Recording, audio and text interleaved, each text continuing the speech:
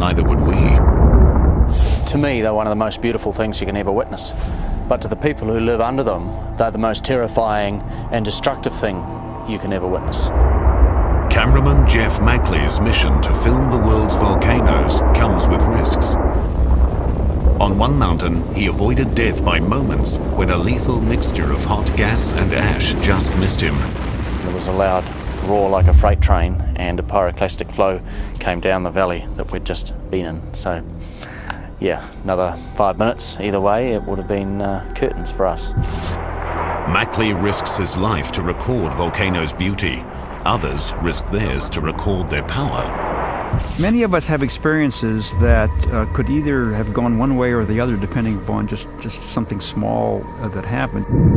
In the past 60 years, volcanic eruptions have killed at least 27 scientists.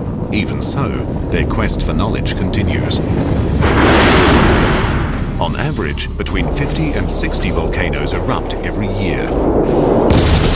About 20 are erupting at any given moment. All are vents in the Earth's surface. Most take place within the Ring of Fire, an area around the Pacific Basin where tectonic plates collide, allowing molten rock or magma to be released. Thick magma loaded with gas triggers explosive eruptions. Thinner magma with less gas is less volatile. To compare and categorize eruptions, scientists have developed the Volcanic Explosivity Index, or VEI scale. Each notch up the scale means a higher ash cloud, more ejected material, and greater explosive energy. The events profiled here begin with a non-explosive eruption and peak with a planet-altering super eruption, one that experts say will eventually happen.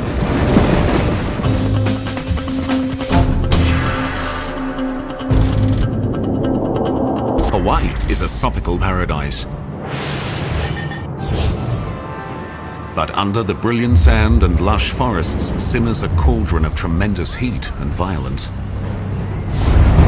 This is the site of one of the most spectacular volcanic creations on the planet.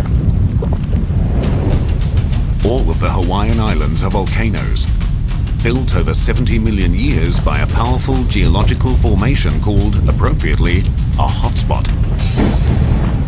A hotspot is a narrow zone which has an excess amount of heat in it. The heat rises, and relatively near the Earth's surface, this heat melts the rocks, and then that melted rock erupts as lava. February 1983. Kilauea, on the Big Island of Hawaii, sends lava fountains 80 meters into the air. Because the magma is thin and doesn't contain much gas, the eruption is not explosive, but it's still dangerous. For 7 years, the eruption continues. The lava inches forward, slow enough to outrun, but totally unstoppable. In February 1990, it reaches the fishing village of Kalapana. Hundreds are evacuated.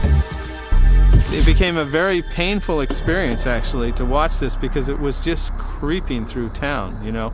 Every week or so, another block's worth of houses were gone. Residents have time to pack up their belongings and in some cases their entire homes. Others can only watch as the lava destroys their past. We moved out that afternoon, and 2 days later our home was engulfed by flames, and we were able to watch the lava come into our yard. By December, the entire village is gone, buried under more than 15 meters of molten rock. Behind me is the eastern edge of what used to be the town of Kalapana. In 1990, there were about 150 homes out here, and they've been buried by about 5 stories worth of lava. Despite the hardships caused by the volcano, some Hawaiians see beyond their personal tragedy. They respect the power and the beauty of the lava, a force they worship as a goddess named Pele. We don't really resent or feel like it was a loss for us, because we know that Pele, this is her land, her aina, and she can come anytime she wants to and go anywhere she wants to.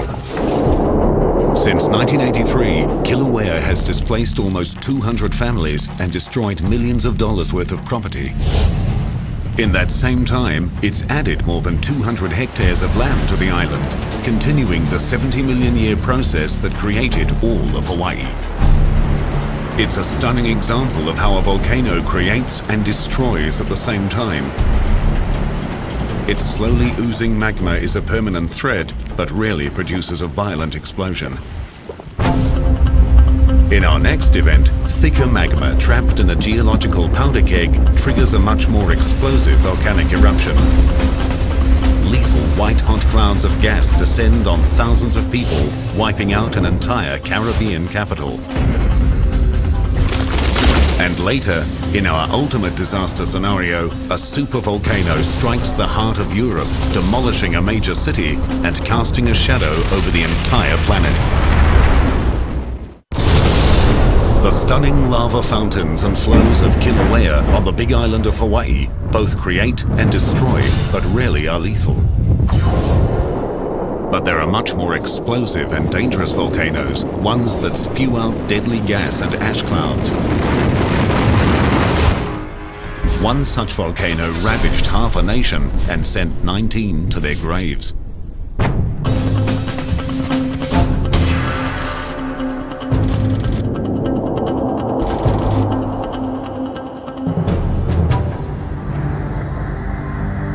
Montserrat is a lush and tranquil Caribbean retreat. But in 1995, the Soufriere Hills volcano, quiet for nearly 400 years, rumbles back to life.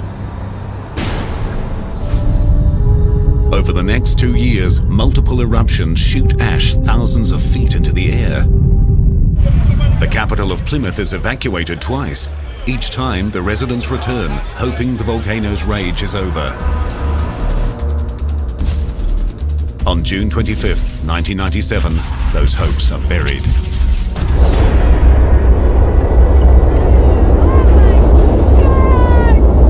At 1 p.m., a giant ash cloud erupts nearly 10 kilometers high.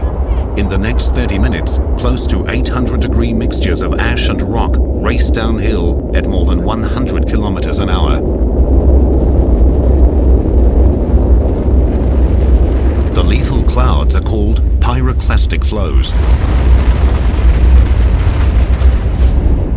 Roy Daly lives 3 kilometers from the volcano. He hears the eruption and rushes outside to see the flow racing by him, less than 50 meters away. Started to feel some heat, and the darkness started to roll over the road. So I got in my car and I sped away like crazy. I drove on top the hill, away from the pyroclastic flow. The force of the thick mixture of gas, ash and rocks flattens everything in its path. Roy watches helplessly as entire villages are destroyed. He's managed to escape the pyroclastic flows, but he's not out of danger yet. I was scared to death. I thought I wasn't gonna live. It was so dark that if you put your hands to your face, you couldn't see them. Hot ash raining down on you, real hot ash. I felt scared. I couldn't move, I couldn't see, I couldn't breathe properly. So, of course, I felt I was gonna die. But I was hoping I didn't die, and I didn't. Roy is finally evacuated by helicopter, but not everyone is able to escape.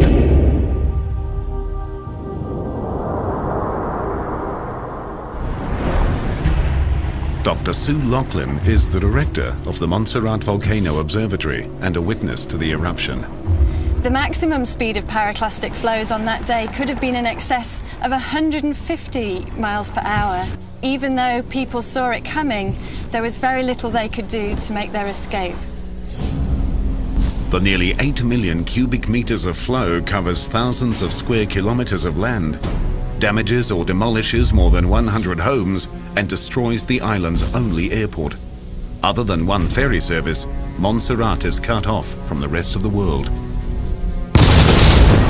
But the volcano is not finished. Over the next 4 months, eruptions and pyroclastic flows continue to devastate the island. we had over 70 explosions in 1 month. Sometimes there were 4 explosions a day. Each explosion generated a mushroom cloud which rose rapidly to great heights above the volcano.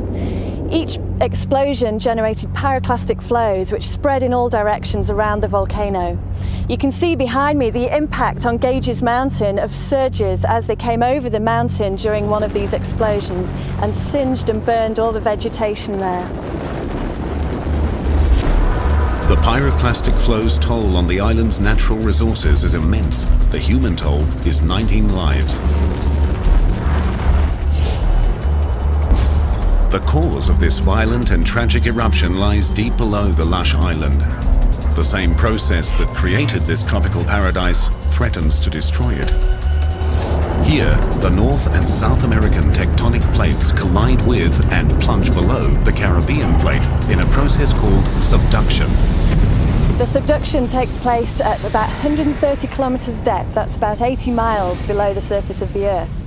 As the plate goes down, parts of it melt, and this forms magma. And the magma works its way up to the surface over many thousands of years.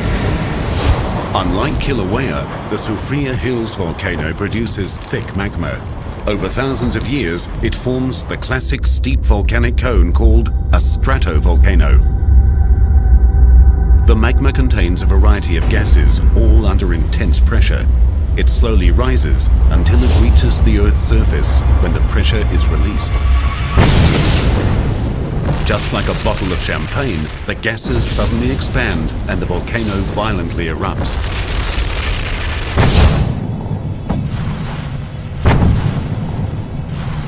Thousands of kilometers away in Bari, Italy, scientists are studying Soufriere Hill's most lethal side effect. The purpose of these experiments is to understand the dynamics of pyroclastic flows, so to be prepared for the next events. Dr. Dolino and his team load about 200 kilos of actual volcanic ash from Mount Vesuvius into a cylinder.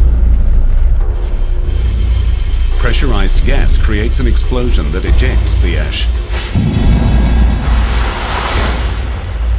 The volcanologists track the height, direction and density of the ash with a variety of instruments and high-speed cameras. Next, researchers will match the test with the topography of specific volcanoes. They'll then be able to pinpoint specific areas where pyroclastic flows are likely to strike. Local authorities can evacuate those areas prior to an eruption, potentially saving many lives. But tragically, for those in the path of stratovolcanoes like Soufriere Hills, pyroclastic flows and ashfall aren't the only threats. Every year, between 1,200 and 2,000 millimeters of rain fall on Montserrat. Heavy rains run down the channels created by the pyroclastic flows, transforming them into massive mudslides called lahars. Most of this debris that we see around us is caused by lahars, washing all the pyroclastic flow debris further down the hill and progressively burying Plymouth under all this mud and boulders. Lahars have buried so much of Plymouth that the city has been permanently abandoned. They were the volcano's final salvo in a brutal one-sided war. The Soufriere Hills volcano destroyed more than 1,000 homes, left more than half of the island uninhabitable, and destroyed the nation's capital. About 4,500 people remain on the once thriving island of 12,000. It was sad to see people just having to go by droves out of Montserrat. But it was understandable because these people had lost their properties. It was a pure strength why I stayed here. I mean, you had no place to go, no place to live, with families and friends being shacked up still in schools and churches. It was difficult and it was very sad. But the volcano has also created new opportunities that have helped revitalize the island. Volcano-related tourism is rising. Roy Daly owns and operates a tour bus business. People are anxious to see a live volcano. I don't think there's any place on the face of the earth that you could see a live volcano from approximately 1 mile from it bubbling and rolling and rocking, right? Though Soufriere Hills' multiple pyroclastic flows and lahars were lethal and destructive, its eruptions never exceeded a 3 on the Volcanic Explosivity Index. But when a VEI-5 fires a single 24 megaton blast, it destroys thousands of acres of land and kills dozens of people. And later, scientists explore the potential for a super eruption, one unseen in modern times, one that could kill millions. The pyroclastic flows and lahars of the Soufriere Hills volcano on Montserrat destroyed the island's capital, killed 19, and changed the nation's landscape and thousands of lives forever. In 1980, America's Pacific Northwest experienced a different and rare type of eruption that acted like a giant cannon blast, flattening entire forests and killing dozens.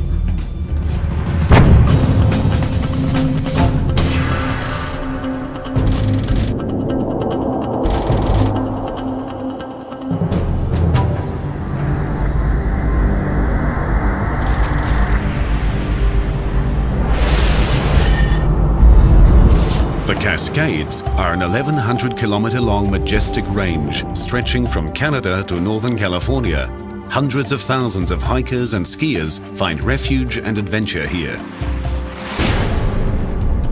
But in the spring of 1980, one of the Cascades' crown jewels begins to fracture.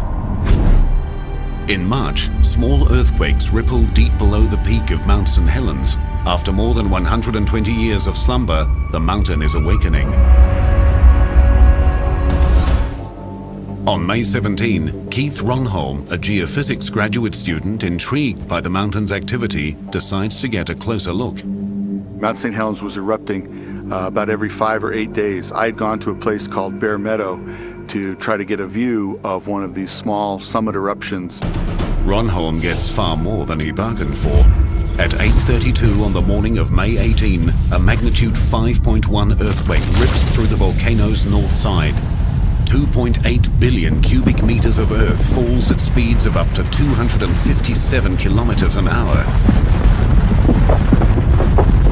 I was reading a book in my truck when I heard some people yelling, and I looked over at the mountain, and the entire north side of the mountain was sliding down. The Earth's movement releases the enormous pressure holding the magma inside the volcano. A 24 megaton blast, over 1,800 times more powerful than the Hiroshima atomic bomb, shatters the north face of the mountain. The blast is unusual in that it doesn't shoot straight up as most eruptions do. This is a rare lateral blast, slamming a huge cloud of rocks, trees and ash approximately 180 degrees out from the mountain. There was a puff of dark gray churning ash, and within 10-15 seconds that ash had expanded out and had covered the entire mountain. All of this was happening silently, and there was no noise to reinforce my flight response. I was 10 miles away, and you don't at least initially feel like something's going to hurt you from 10 miles away. So I stood there and I took pictures, and I was fascinated by watching this event. As the huge cloud of debris races over the two ridges between the volcano and Ronholm at 483 kilometers an hour, Keith suddenly realizes he's in serious danger. As I'm driving out, I took one last picture over my shoulder, and it's a little motion blurred, but I couldn't take time to frame it or stop because I was driving, and I remember looking back at the little parking area, realizing that I was the last person to leave and thinking maybe I'd waited a little bit too long because this cloud was rushing towards me. Luckily for Ronholm, the strongest part of the blast heads north and northwest. The portion that's heading northeast, directly towards him, has less energy, allowing him to escape down the mountain. The lateral blast spews ash and gas up to a height of 24 kilometers. Less than an hour later, a vertical eruption sends more ash skyward.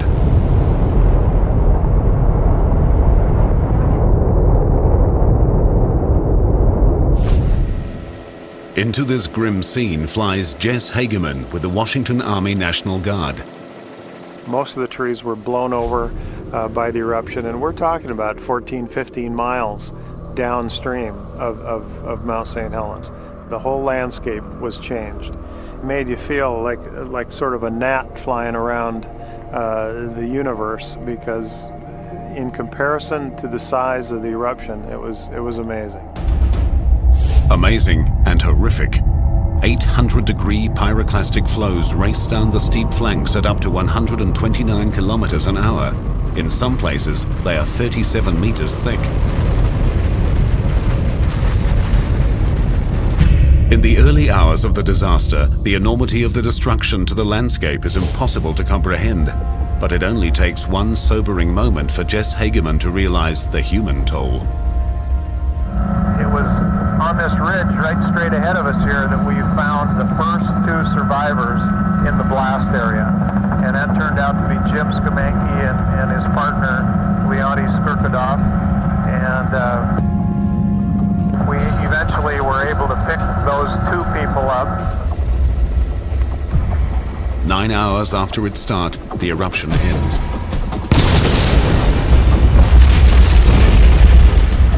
Scientists struggle to comprehend the enormous scope of the event. Before the eruption, Mount St. Helens stood at 2,949 meters tall. Now, it's 401 meters shorter. The blast destroyed enough trees to build 300,000 houses. Thousands of logs still litter Spirit Lake, 5 kilometers from the summit. The volcano shot out more than 508 million tons of ash that spread across the entire US in 3 days. 2 days after the eruption, geologists get their first close look at the desolation. It was like walking on the moon. I have never seen anything like it. This entire area, which is 600 square kilometers or 230 square miles, was totally devastated. There wasn't a living thing in that entire area, not an insect or a bird or an animal. There was only one color, and it was this gray color of the deposits. The ground was covered with hot rocks, and there were fumes and hot gases coming out of the ground all over the place. In the months following the eruption, teams of experts carefully study every facet of the mountain. One oddity of Mount St. Helens was that some people heard the eruption as far away as Canada, but eyewitnesses like Keith Ronholm, just 16 kilometers away, heard nothing. Because of the way the temperature structure in the atmosphere gets cooler with height, that the sound waves from explosions are bent away from the surface of the Earth. And when they reach the stratosphere and the temperature again increases with height, they're bent back down. So no one between 6 and 60 miles from Mount St. Helens heard the May 18th eruption. Since 1980, the mountain has experienced tens of thousands of small earthquakes and numerous minor eruptions.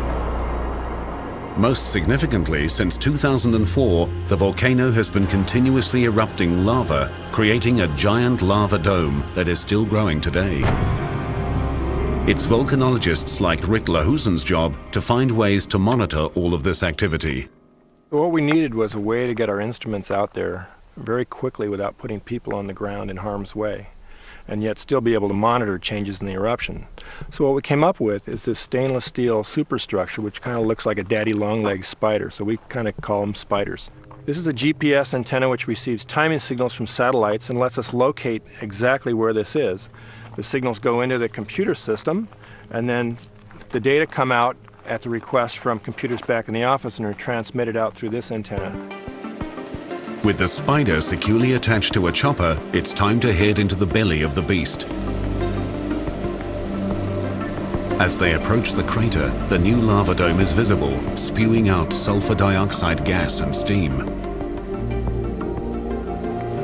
This is proof that magma is reaching the surface with the potential to build to another eruption. The most dangerous moment for Rick and his pilot comes as they place the spider on the lava dome. This close to the crater floor, exploding rocks or a sudden burst of steam could easily kill them.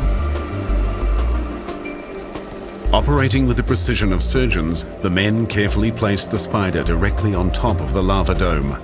Within seconds, the device begins gathering and transmitting data.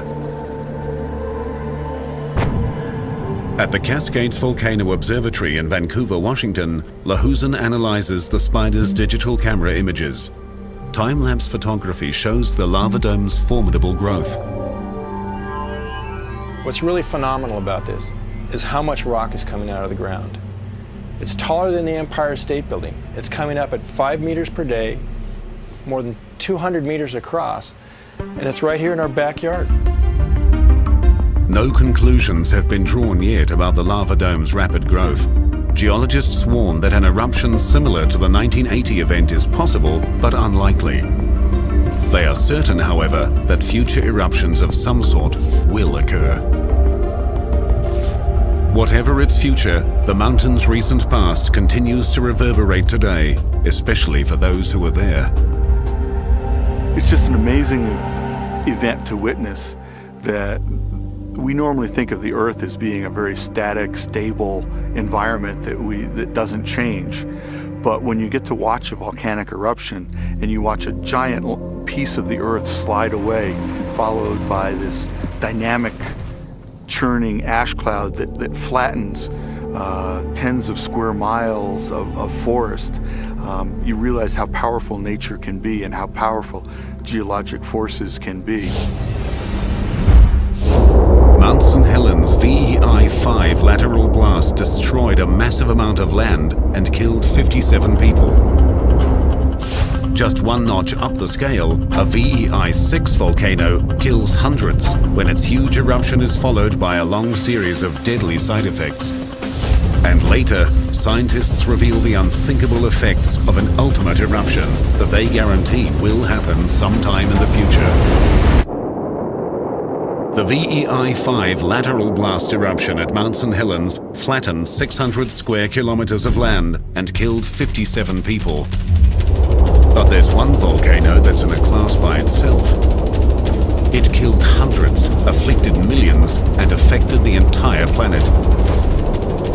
Its eruption was just the first in a series of tragic events that went on for days, months, and years that continue to this day.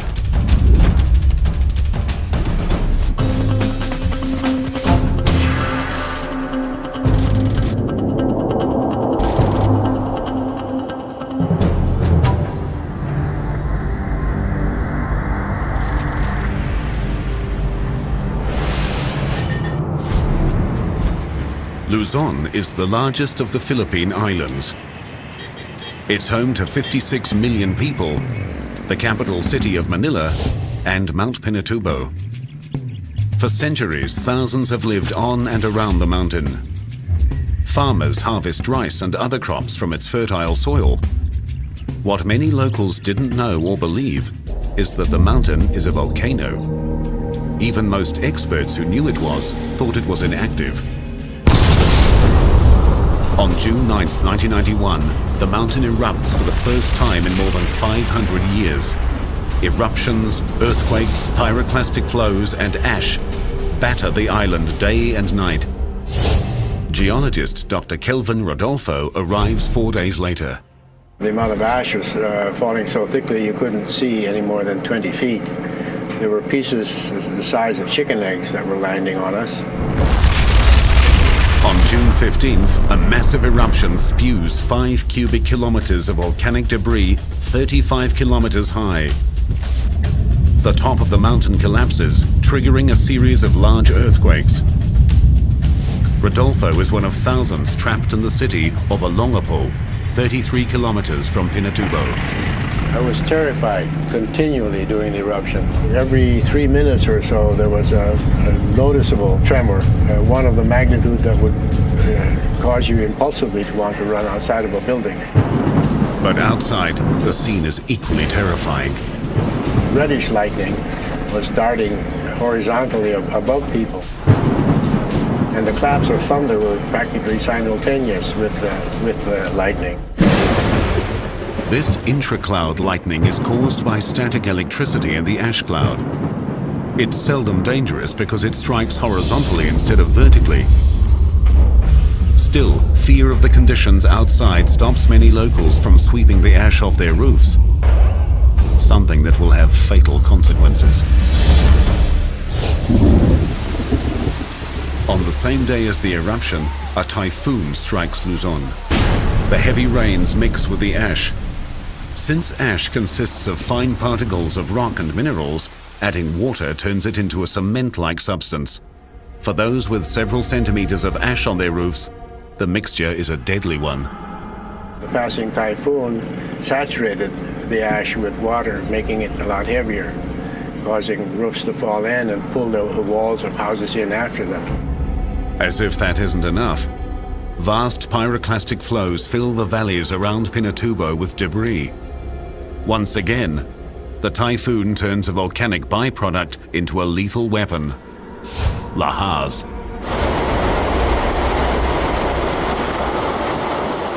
Lahars form when a large amount of debris rapidly mixes with a huge amount of water.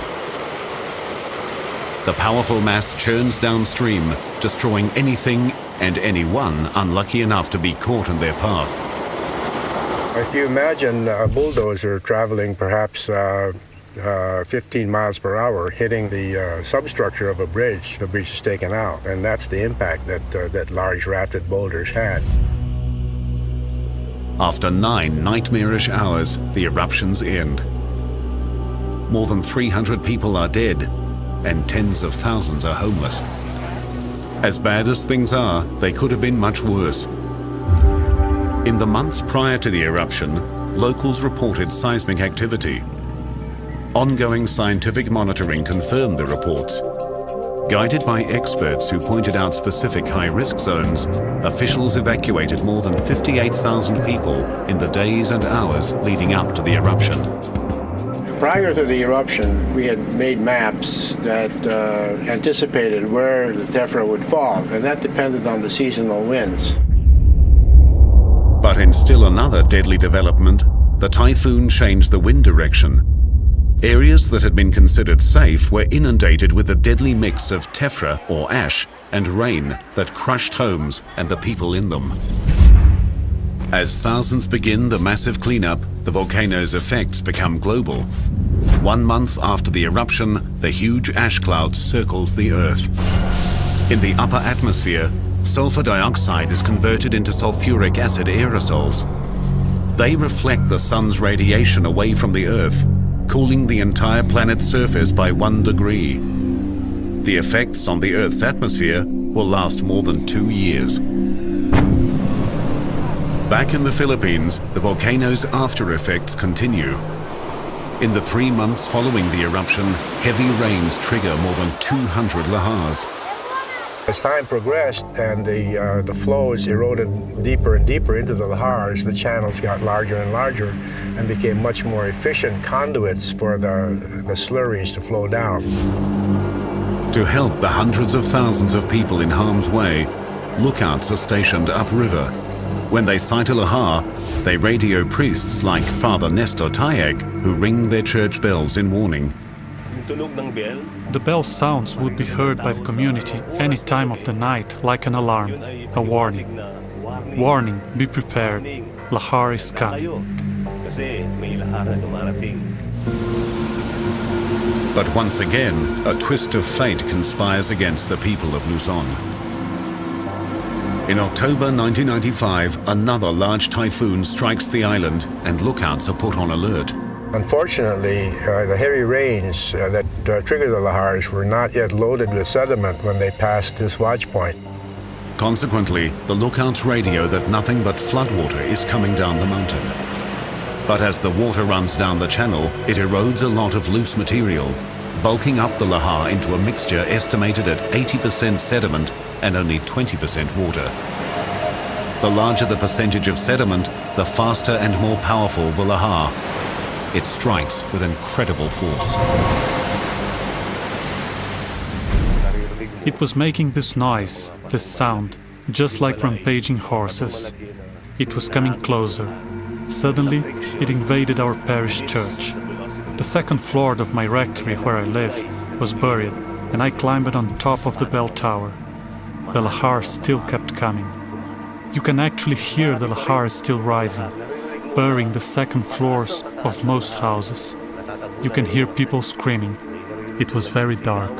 You can't see a thing. The lahar kills dozens and buries the entire town of Bacolor. Like cement, the remains of the lahar dry quickly and turn rock hard. Today, the entire village is built on top of the dried-out lahar.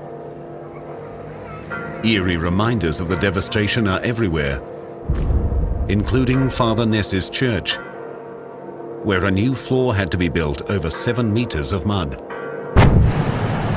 Since 1991, thousands of lahars have killed nearly 400 people and destroyed more than 42,000 homes. But scientists fear that Pinatubo is still not finished. On top of the mountain, a new threat is forming. Not magma, but years of heavy rainfall that have created a giant lake in the volcano's caldera. It breached its banks in 2002, generating a massive lahar. Geologists are concerned about a huge fault that runs through the area. The rocks weakened by the fault are more easily eroded, and the walls of the channel are very steep, and so landslides could fall and plug the channel and cause the lake level to rise again and then spontaneously flush out in large amounts. That would generate new large lahars. The lake contains 100 million cubic meters of water. 46,000 people live below it. All would be threatened by a major lahar. To date, the eruption and lahars have affected almost 2 million people. For the battered but resilient residents of Luzon, Pinatubo is a constant threat. For scientists,